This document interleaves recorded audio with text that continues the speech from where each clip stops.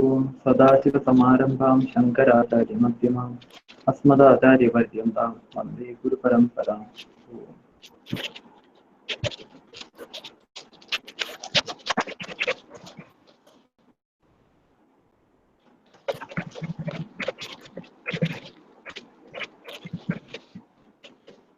Okay, Anjali, can you start reading from this causes of Dambitva?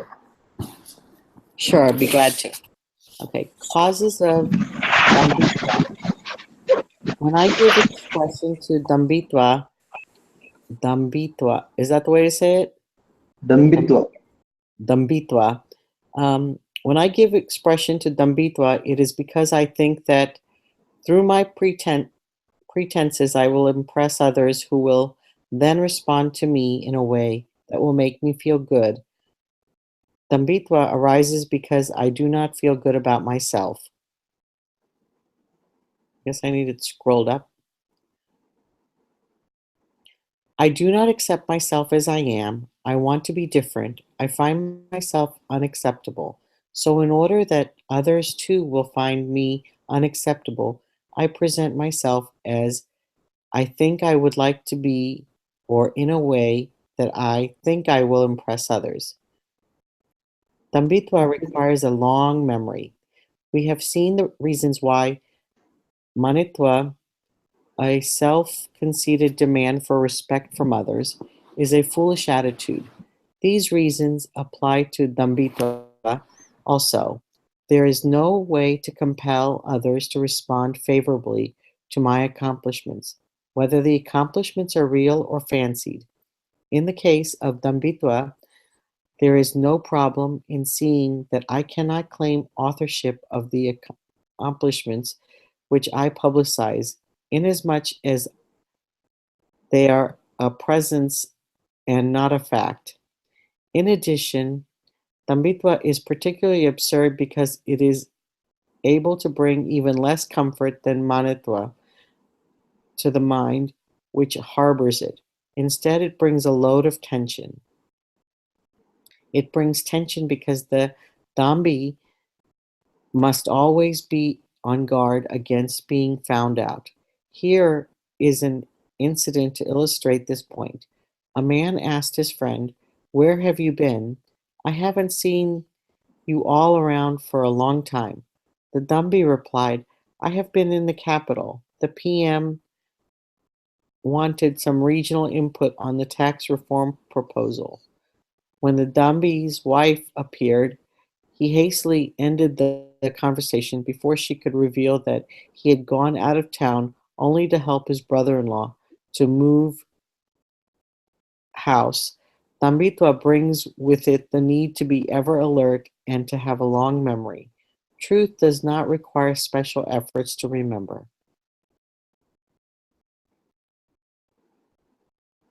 It was a small session, and I think we can continue. Prasanna ji, can you continue the next page? If there is some doubt, we can discuss those.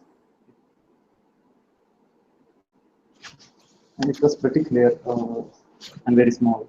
That's why. Okay, then Prasanna ji, please continue. Hari Om. Dambitva is a big problem for the mind. The mind being what it is, there is always a tendency in small measure for Dambitva. I always tend to present myself somewhat better than I am. This attitude is not conducive to the frame of mind that is receptive to the teaching of Vedanta. Any Dambitva is a commitment to falsehood. A mind committed to falsehood cannot be a happy, quiet mind available for learning. In particular, a mind which expresses Dambitva is non-receptive to the messages of wisdom that one life's experiences unfold. When I suffer from Dambitva, I do not accept myself. Instead, I commit myself to an image that I know is false. Whereas the reality of intelligent living calls for owning up myself as I am. Basically, if I deeply reject myself as the attitude of Dambitva indicates, I will have a very difficult time accepting and assimilating the knowledge of the truth of myself. The truth of the self that Vedanta reveals to me is that I lack nothing. Vedanta shows me that the multiplicity of creation is but mithya, apparent, and that the non-dual reality of myself is limitlessness, fullness. However, to be ready for this teaching, which will reveal to me my limitlessness, I must enjoy a mind that accepts me as I am right now with all my apparent limitations. Could you? Yeah, I think that's one session. So. Shall I continue? No, we can discuss and then. Okay. Okay, so basically this is the main point in it. Other things like presenting a like need for others appreciation. It has been discussed in the previous session, that is manitva. Now that is common with manitva. Now with what is different with dambitva is that it is a that the accomplishments I present to get others reputation, others approval, and impress others is not only is false actually. I'm basically saying lies to impress others. So, as Pujaswami said, our mind would be committed to falsehood, and we have to be always on alert, and we have to be always will my this truth be will the truth be revealed, and I'll be uh, people will the people really realize that whatever I had said was falsehood. I'll be always in that. I'll be always feeling that tension. I'll be always worrying about it. So yeah, Dambitva is a greater problem than Manitva, and we can clearly see how it is, how it makes mind not conducive for the not conducive or not receptive of the Vedantic teachings. We are committed to falsehood. A student of Vedanta, one of his qualities should be commitment to the Dharma. At least he should be trying to commit himself to Dharma. So when we are committed to falsehood, we are actually doing the opposite. So that's a very big problem in. That's a very big problem actually, making mind not receptive of Vedanta. So yeah, that's the point being made. Is there any doubt or anything? Any comments? Please share it. As long as Dambitva, the quality which harms self, it is uh, it is a negative quality to some extent, but it starts harming others also, then it's going to be very bad, I think. Yeah, yeah. Harming others, can you please explain? I'm not sure. I have not thought about it. Please do explain. Even I don't have a correct example for it, but Yeah, please just express what you. what I understand is Manitva is something that that is the accomplishments are there, but the person likes to propagate about it. Say maybe the right word could be ego in case Yeah. of Manitva, but here Dambitva is something that you don't possess and you would like to always say false things outside. As long as it is clearly mentioned, it harms the self itself uh, because it's a struggle inside to exhibit something that is not there. Yeah, definitely it comes to oneself, and also a false achievement of. Yeah, I just wanted to add that if it is not only affecting the self, if it start affecting the people around, then it's going to be very bad.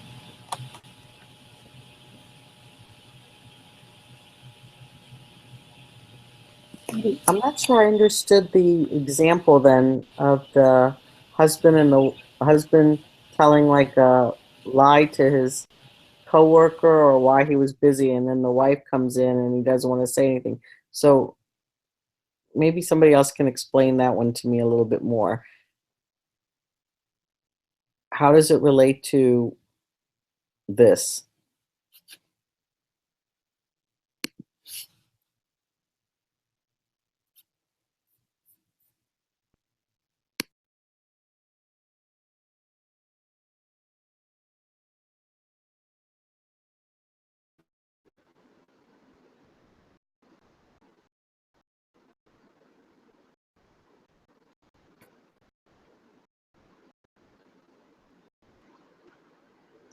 Sorry, I got disconnected.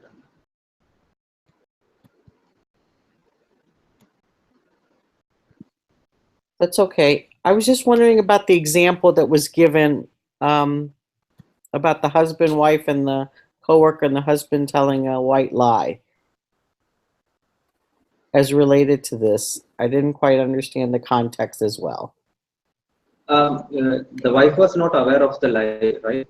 The wife was not aware of the lie, and he stopped it because she might accidentally reveal what he actually went for. If she says something, then the truth would be revealed, and he would be embarrassed.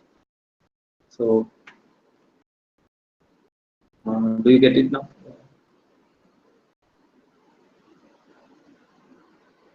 Anjali? I said, so is that the example that was given of Dambitva there?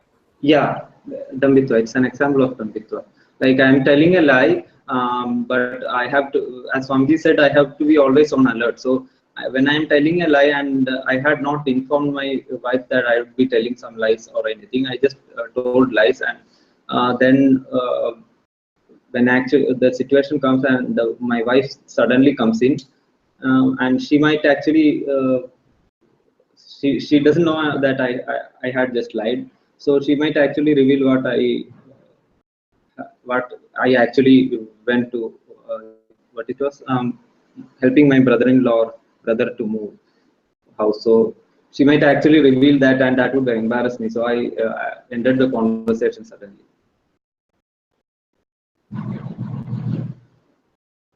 So yeah, that is an example of Dambitva and how it forces us to be very extremely alert.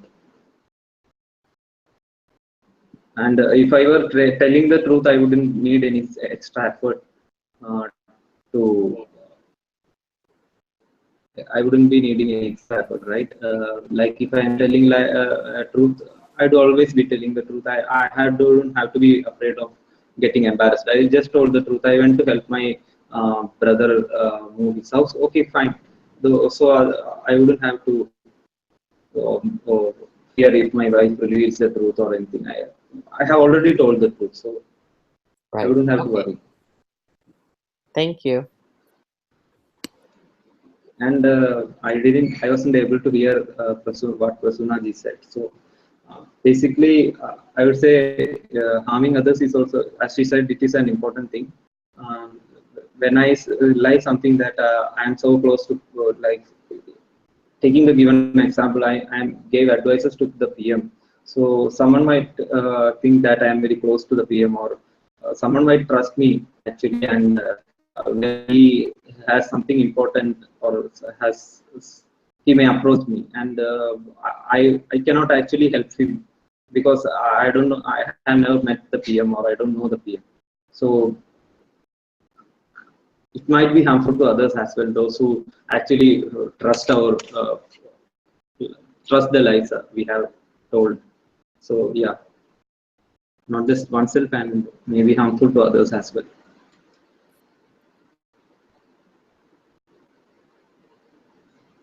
Okay, can move on to the next example. Solving GK, would you be able to read the next session? Sorry, next. Yes, I'd be able, sort of. Okay. Let's start from self-acceptance. Yes. Prepares the mind for Self-acceptance prepares the mind for Vedanta study. To be ready for the study of Vedanta, I should be able to accept myself just as I think I am, and be willing to present myself to myself as I am. I should be free of self-condemnation. I should like myself as I am. At the same time, I have a strong desire to find absolute freedom, free from the limitations that seem to bind me. When I suffer from Dambitva, it is scarcely possible for me to have a true desire to be free. My commitment to falsity and the deep rejection of my relative self falsifies even a desire for freedom. When Dambitva goes, the mind will enjoy the state of Adambitva, the absence of hypocrisy and pretense. With such a mind, I become a real person. A real person is a simple person, while the complex person is false. A simple person may not be without problems. He may get angry. He may make mistakes. However, in his simplicity and straightforwardness, he is able to get rid of his anger, learn from his reactions. For the false person, committed to pretense, there is no learning, only hiding and tension. When I clearly see the futility and absurdity of both the attitudes of Manitva and Dambitva, those negative values will drop off, leaving me with a mind reflecting Amanitva and Adambitva, the absence of pride and the absence of pretense. Of pretense. No scripture or master can help a person with a mind ruled by pride and pretense. A mind that is simple and factual is the one that is ready to discover the truth. Can you scroll a little?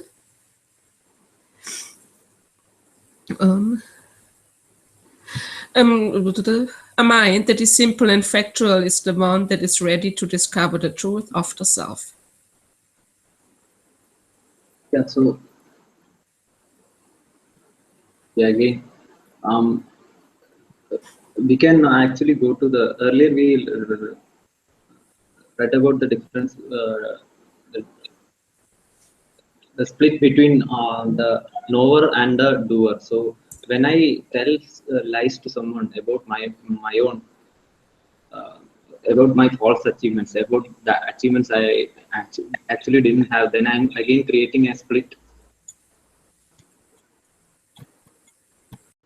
Again creating a split between the knower and the doer. So I'm lying, so I'm creating a split there, and I'm always focusing on defending or protecting the lie.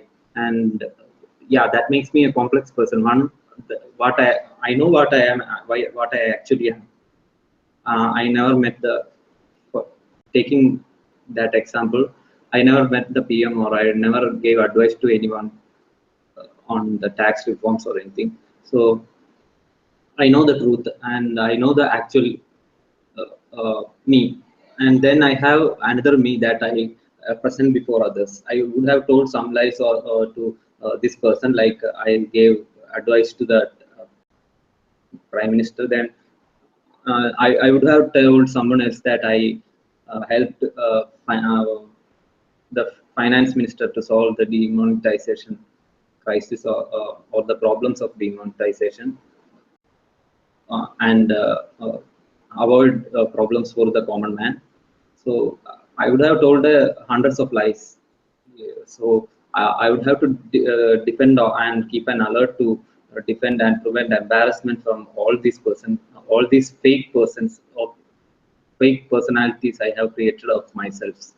So whole mind will be involved on that. And how can I focus on Vedanta or try to accept, when I am so busy defending uh, uh, these fake lies that I have created to kind of remove my limitations, but actually they are not removing it, they are actually worsening it.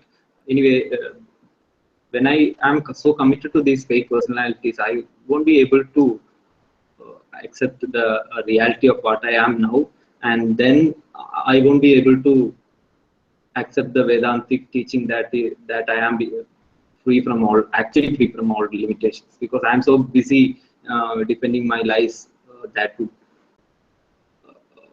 would kind of give me I think that would give me some freedom from these limitations, or the freedom from the person I myself cannot accept. So yeah, that would be a big problem for Vedanta students. And when these are removed, then naturally I am a more truthful person. One of the things Pujya Swamiji explains in his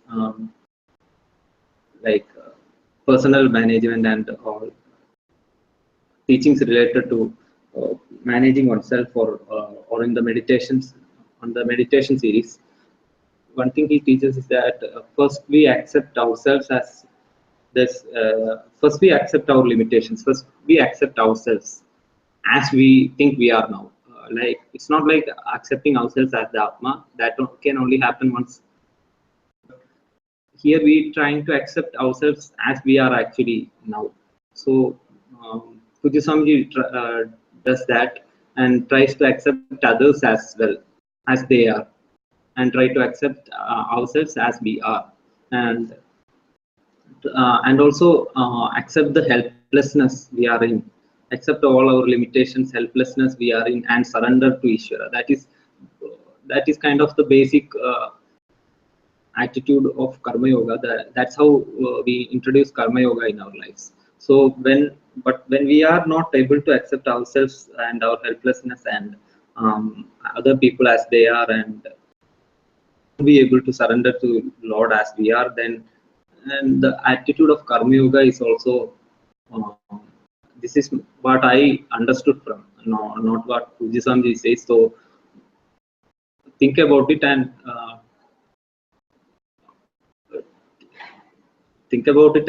don't accept it anything blindly, because this is just what I felt. So the attitude of Karma Yoga will also be difficult to have. So that's what I feel.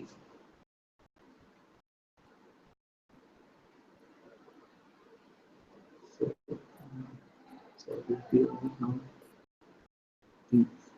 we can do one more session. One more paragraph. So many can. Ahimsa. Ahimsa.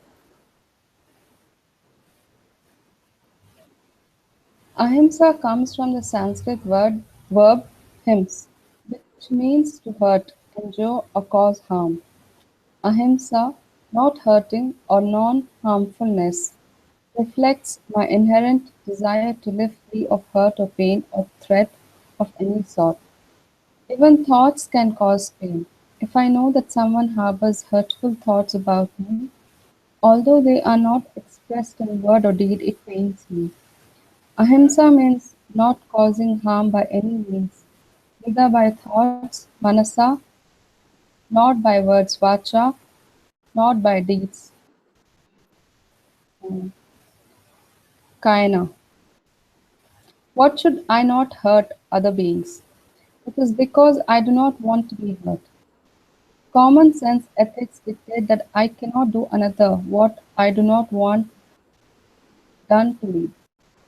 Ahimsa, not hurting, becomes a value for me.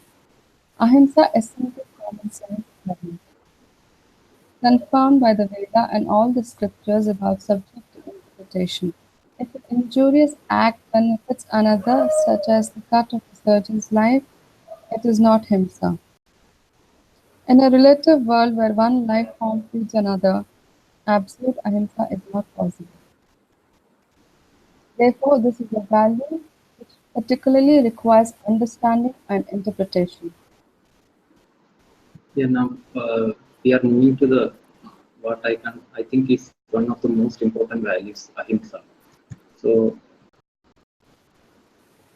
I'm not sure about this word. I'll ask to Swaminiji today. Maybe this kayana usually means by body. So I'm not sure if it means by deeds. So I'll ask to Swaminiji if it is a printing or some mistake, or if this word has that meaning as well. Usually what the word we use is manasa vacha karmana. We should not, it is quite common. Elders and say elders, even those who don't know Sanskrit, also say in our that I don't want to hurt anyone. Manasa, vacha, karmana, I don't want to hurt. Vacha means by words, manasa means by thoughts or by mind, or karmana means by, through deeds. We know that this is a value we all know, because we don't want to be hurt by thoughts, by, like Koji Swami said, we don't want someone to think so negatively about us or hate us or anything. We don't want to be hurt by thoughts. We don't want to be hurt by others' words. We don't want to be hurt by others' deeds. So this is something we know, and we know that others also don't want to be hurt by thoughts, words, or deeds. So this is a basic value, and we know that very well. And yeah, this is a great. Now this is very important that it is interpreted well, because it can often be misused. Like in case of Gandhiji, we all respect him, but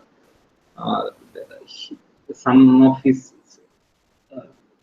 interpretations of ahimsa is really questionable. One of the instances where he said that Jews should come out of their hideouts. They were in hideouts in those times to escape from Hitler and the Nazis. So he was saying that Jews should come out from their hidings and bravely surrender to Hitler or throw themselves into ocean, kind of like a threat to Hitler. Actually, that would not do any good, because he was anyway wanted to kill them all. So it would only be helpful in furthering his agenda. He didn't have any. He didn't have any personal. He didn't want the Jews to live. So anyway, whether they kill themselves or they surrender, it would only make his job easier. So it would not help. So such kind of wrong interpretation of ahimsa, it is still there in our society. We can see that in India, Hindus are always made to be, even if anything Hindu does that would be considered a little violent, or whether by words or thoughts or anything, that would be highlighted, and that would be always questioned, and the media and the government, the intellectuals, everyone would be making a big deal out of it.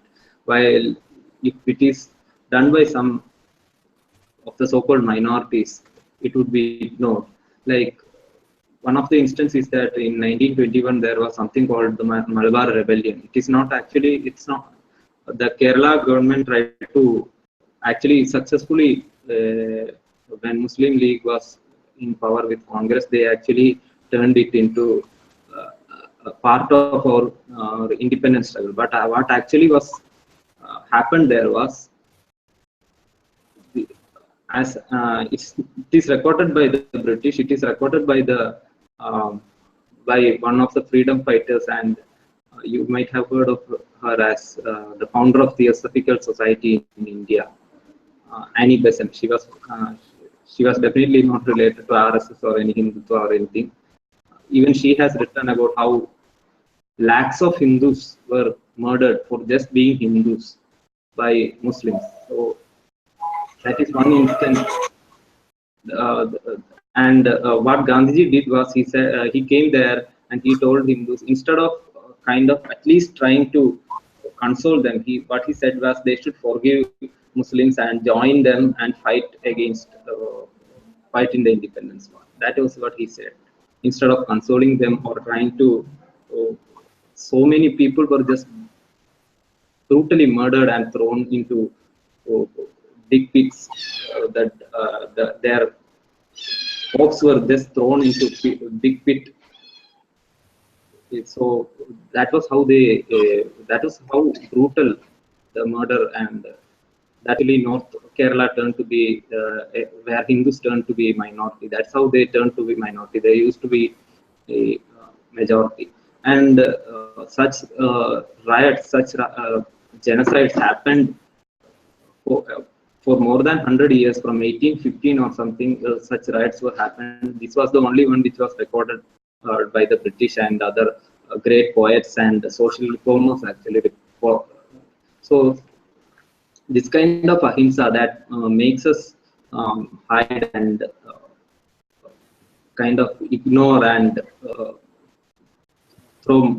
ignore and try to conceal these actions, these violent actions by certain people, and for the sake of maintaining so-called unity. It won't be unity. It will be just a false sense of unity. Anyway, for making such false sacrifices to maintain a false unity.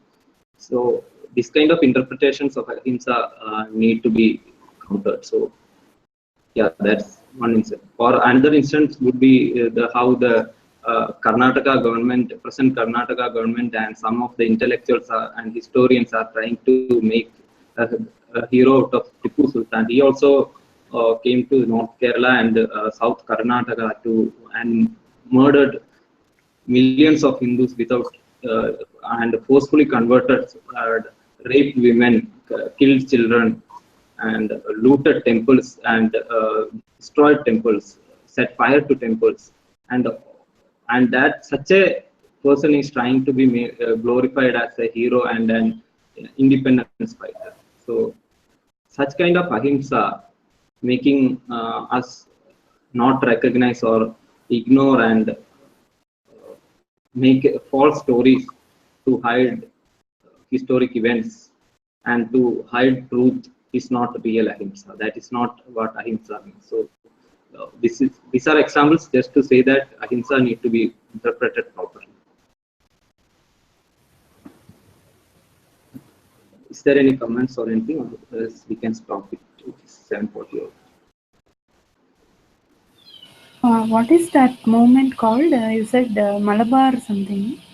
Yeah, usually it is called Malabar Rebellion. I would say it is Malabar genocide, mass genocide of Hindus.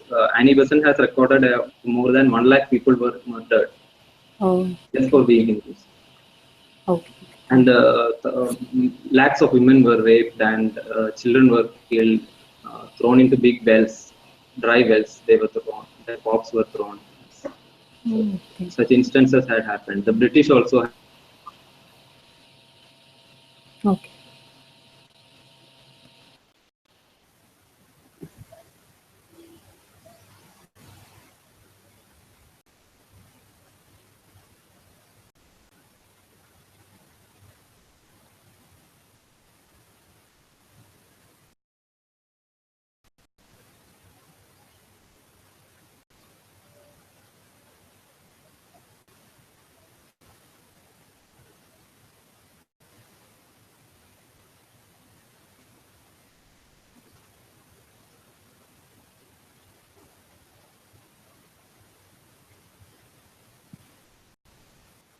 Shall we just say the closing prayer?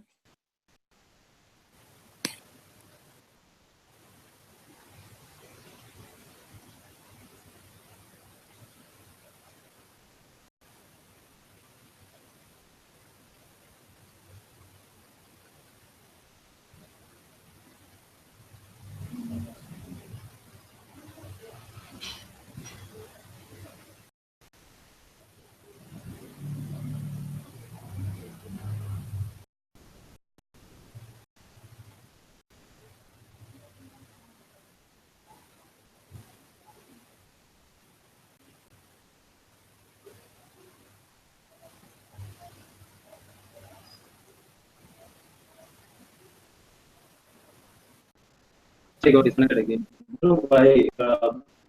In no other days this happens actually. Only on Sunday night when I'm doing the hangout or Swaminiji's class, this internet problems comes. Yeah, I don't know why.